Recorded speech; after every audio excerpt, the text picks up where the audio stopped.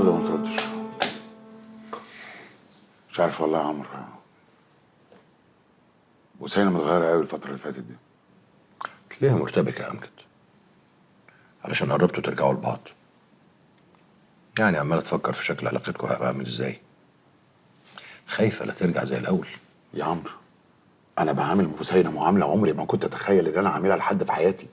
أعمل إيه تاني عشان تطمن؟ واحدة واحدة يا أمجد، والأمور هترجع بشكل طبيعي. يا ريت بقى بجد عشان اتخنقت يعني.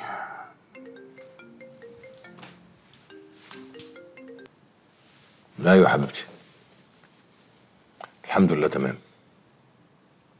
رجعتوا من المستشفى انت وماما؟ طب لما ارجع لك بقى بيطمنيني الدكتور قال ايه؟ شويه كده واتحرك. لسه قاعد مع امجد. اديني نسلم عليها. طب هو عايز يسلم عليكي. خد اهو.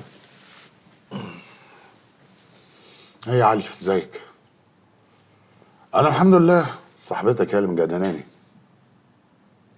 لا اجي اكل ايه؟ ملياش نفسي اكل حاجه. حاجه بحبها. والله ممكن افكر. طيب خليني اشوف ان شاء الله. خد يا عمرو معاك. ايوه يا حبيبتي،